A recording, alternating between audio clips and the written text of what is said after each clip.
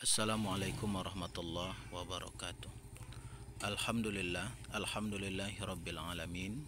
Wassalatu wassalamu ala asyrafil anbiya'i wal mursalin wa ala alihi wa ashabihi ajma'in. Rabbi shrah li sadri wa yassir li amri wahlul 'uqdatam min lisani yafqahu qawli.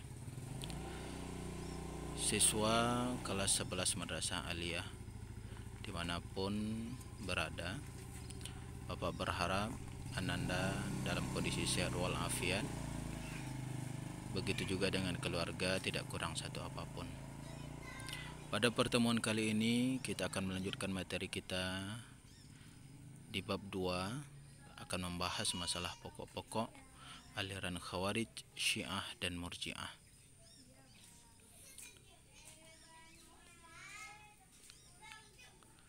Awal permasalahan atau timbulnya aliran-aliran ilmu kalam. Untuk mengingatkan kembali anak bapak materi di bab 1, bahwa di sana telah terjadi peristiwa tahkim.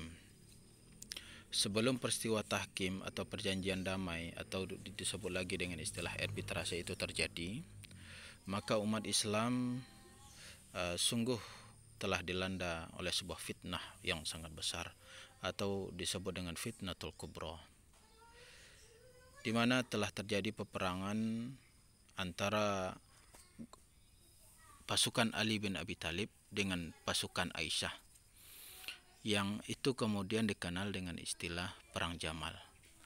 Kemudian peperang tersebut berlanjut kepada Perang Siffin antara golongan Ali bin Abi Thalib dengan golongan Muawiyah bin Abi Sufyan. Untuk Ananda ketahui bahwa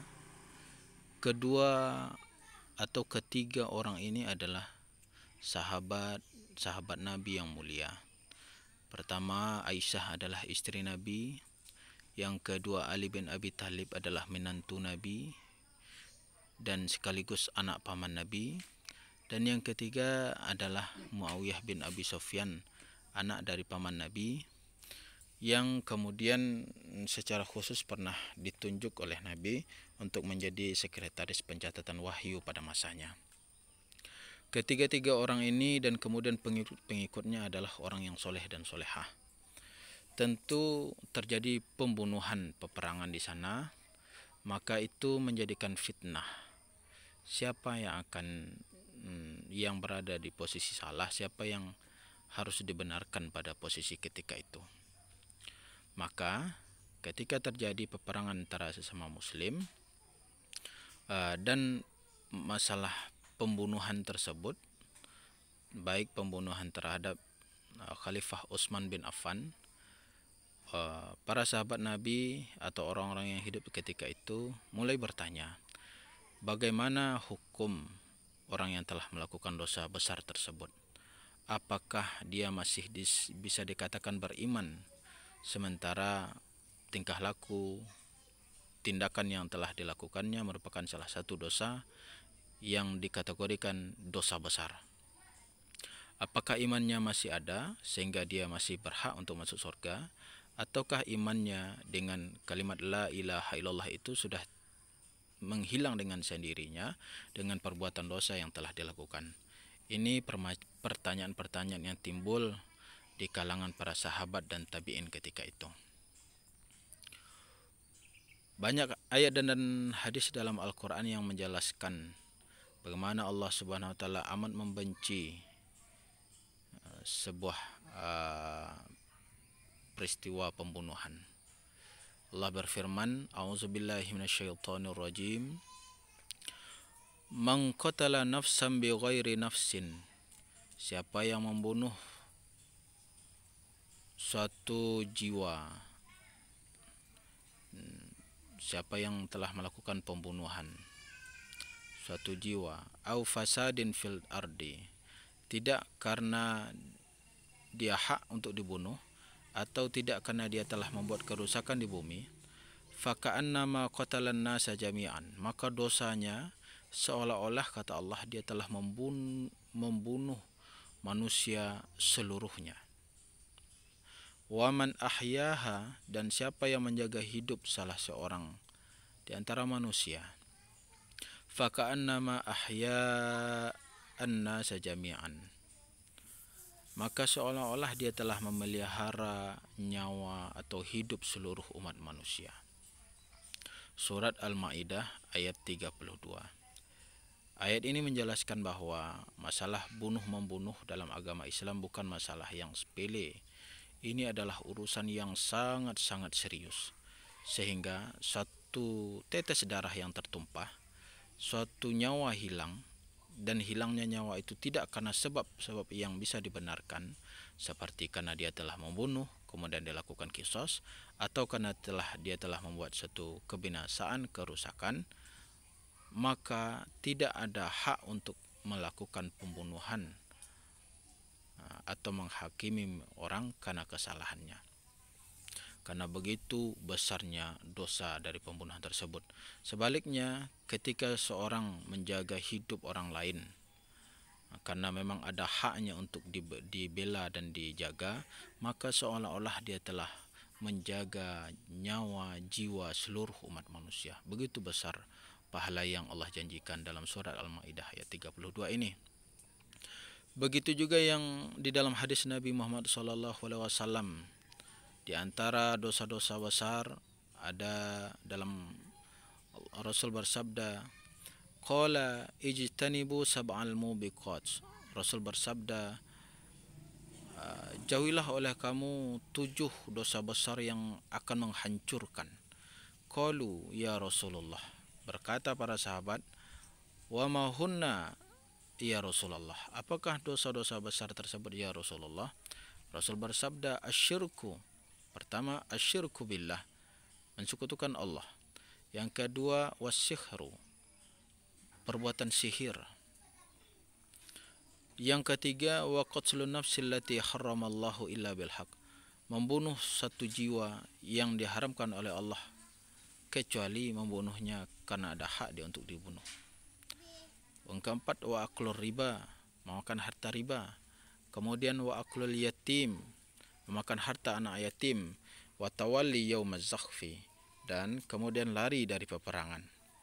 Dan yang ketujuh, wa qasful muhsanatil mu'minatil ghafilati, menuduh wanita-wanita yang baik, orang-orang soleh, solehah telah melakukan perbuatan zina. Artinya melakukan fitnah yang keji kepada seorang perempuan dengan menuduhnya telah melakukan sebuah perzinaan. Di antara 7 dosa besar yang disebutkan di sini, maka permasalahan yang berkaitan langsung dengan kita adalah wa qatlun nafsil lati haramallahu illa bilhaq, membunuh jiwa yang jiwanya telah diharamkan oleh Allah untuk dibunuh, kecuali bila membunuhnya karena ada hak dia, karena telah melakukan kerusakan di muka bumi. Maka untuk itu pelajaran kita pada hari ini, setelah siswa membaca dan mengamati, siswa dapat melakukan diskusi dan dapat menganalisis pokok-pokok aliran Khawarij, Syiah, dan Murji'ah. Kemudian melalui diskusi, baik melalui WA, melalui diskusi grup, siswa dapat membandingkan pokok-pokok aliran kalam Khawarij, Syiah, dan Murji'ah. Dan yang ketiga, siswa dapat mengungkapkan pokok-pokok aliran-aliran ilmu kalam Khawarij, Syiah, dan Murji'ah kepada teman-temannya. Baiklah, untuk pertama kita akan melihat apa itu Khawarij atau aliran Khawarij. Pertama, Khawarij itu disebut atau istilah Khawarij itu dipakai untuk mereka yang keluar. Arti dasarnya adalah kharaja atau khuruj, keluar.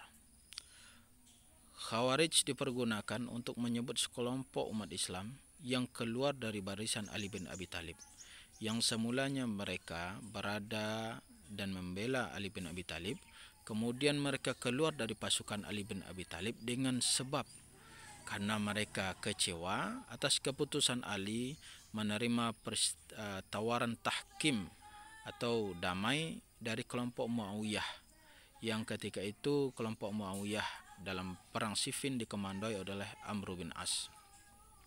pada tahun 337 Hijriah atau 657 Masehi. Bahwa menurut orang Khawarij, penyelesaiannya bukanlah ketika terjadi perang Siffin, maka penyelesaiannya adalah siapa yang memberontak kemudian dia harus diperangi sampai dia kembali, sampai tidak ada lagi kekuatan mereka untuk memberontak.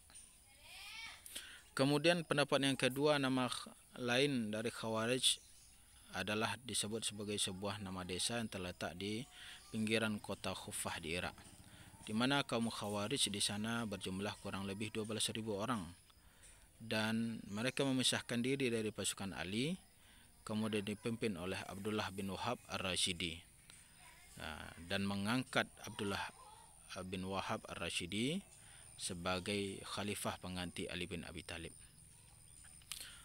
Di pandangan mereka ketika itu, mereka memandang kafir orang yang telah atau sahabat-sahabat Nabi yang terlibat dalam peristiwa tahkim atau arbitrase, baik itu Muawiyah, Ali bin Abi Thalib, Abu Musa al-Asy'ari, dan Amr bin As, dan seluruh orang yang mengakui tahkim tersebut dipandang seorang kafir, sesat dan bid'ah, karena menurut pandangan mereka ketika itu cara penyelesaiannya tidak sesuai dengan Al-Quran dan hadis.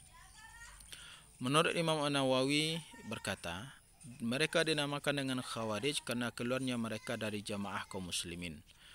Dikatakan pula karena keluarnya mereka dari jalan manhaj jamaah kaum muslimin, dan dikatakan pula karena sabda Rasul akan keluar dari orang ini dan orang ini, hadis riwayat Muslim.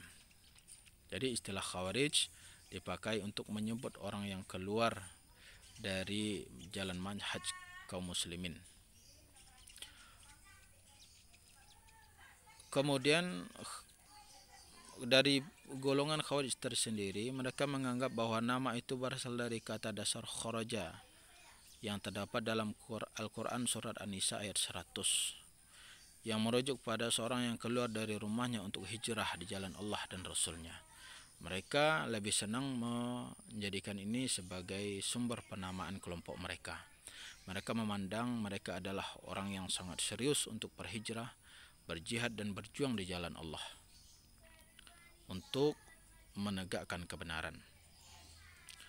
Pada dasarnya, doktrin ajaran pokok dari kelompok Khawarij ini adalah kaum muslimin yang berbuat dosa besar karena telah melakukan pembunuhan, menyebarkan fitnah dan lain sebagainya, telah ikut menumpahkan darah dalam perang Jamal dan perang Siffin, kaum muslimin yang berbuat dosa besar adalah kafir.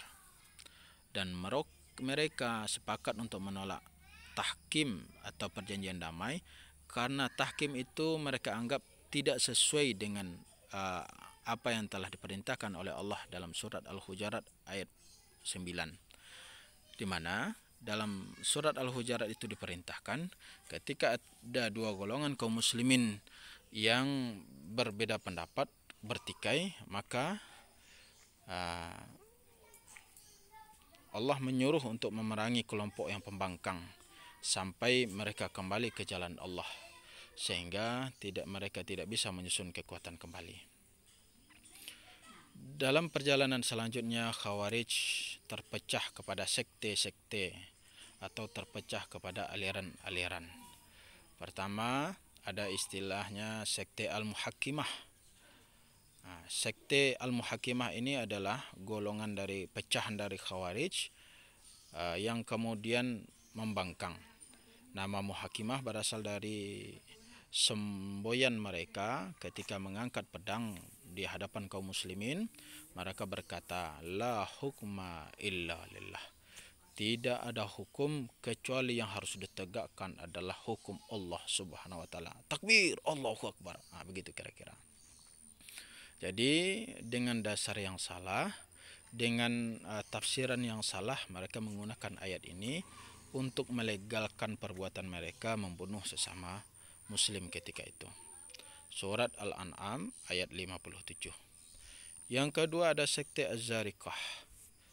Sekte Az-Zarikah ini berada di antara kota Irak dan Iran. Pemimpinnya sendiri adalah Abi Rashid Nafi Az-Zarikah Al-Azraq. Ia digelari oleh pengikutnya sebagai Amirul Mukminin, dan menurut Al-Baghdadi, pengikut mereka berjumlah 200.000 orang. Orang Islam yang menolak Az-Zarikah adalah dianggap musyrik, dan pengikut Az-Zarikah yang tidak berhijrah ke dalam wilayah mereka dianggap musyrik dan boleh ditawan atau boleh dibunuh. Bahwa menurut Az-Zarikah ketika itu, orang yang telah melakukan dosa besar itu, mereka telah dipandang sebagai seorang musyrik, dan hukuman bagi orang yang berbuat musyrik, karena musyrik adalah dosa yang sangat besar, maka mereka boleh dibunuh atau boleh ditawan. Bahkan tidak hanya itu, keluarga mereka, ayah dan ibu, anak dengan istri, bila tidak mengikuti paham kelompok mereka, maka mereka akan dibunuh atau ditawan. Kemudian yang ketiga, kelompok An-Najdah. Pendirinya adalah Najdah bin Amir Al-Hanafi, seorang penguasa di daerah Yamamah.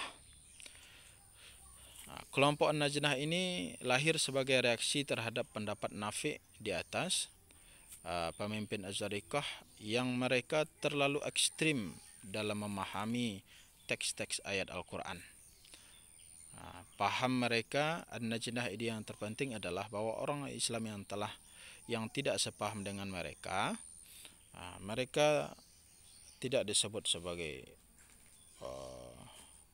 orang kafir.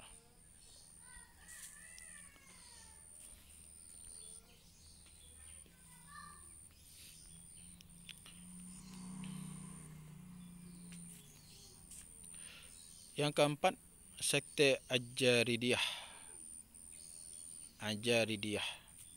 Pendirinya adalah Abdul Karim bil Ajarad, berpendapat bahwa tidak wajib berhijrah ke wilayah mereka, ke wilayah kekuasaan mereka, tidak wajib pindah ke sana, dan juga tidak boleh merampas harta dalam peperangan kecuali harta orang-orang yang telah mati terbunuh, dan tidak dianggap musyrik anak-anak yang masih kecil, dan dia tidak ikut masuk ke kelompok mereka, tapi dia masih kecil, mereka tidak dianggap musyrik.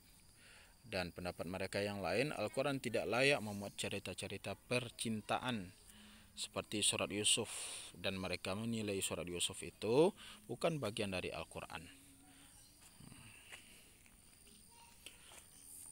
Selanjutnya, sekte As-Sufriyah.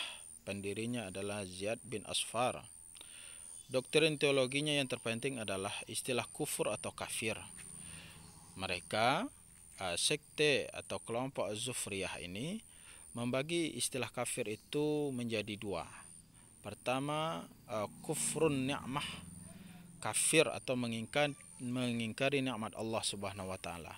Dan yang kedua adalah kufrun billah, mengingkari Allah Subhanahu wa taala sebagai Tuhan.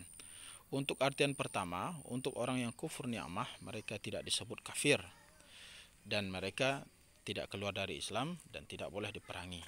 Tapi untuk orang yang kufrun billah, mereka adalah kafir dan wajib diperangi. Setelah itu, sekte Al-Ibadiyah yang dipimpin oleh Abdullah bin Ibad Al-Murid At-Tamimi, tahun 686 Masehi. Doktrin-doktrin dari Al-Ibadiyah, orang Islam yang berdosa besar tidak dikatakan mukmin, melainkan disebut saja mereka dengan muwahhid. Orang yang dimaksud adalah kafir nikmat, yaitu yang tidak membuat pelakunya keluar dari agama Islam. Bahwa orang muslim yang telah melakukan dosa besar tidak disebut kafir, tetapi mereka disebut dengan muwahhid. Yang ada ketika itu adalah tauhidnya saja, orang yang menunggalkan Allah, mengesahkan Allah. Karena mereka tidak disebut kafir, perbuatan mereka hanya dipandang sebagai kufur nikmah semata. Baiklah, sampai di situ. Kalau ada anak-anak bapak yang akan bertanya, silahkan bertanya di kolom komentar. Assalamualaikum warahmatullahi wabarakatuh.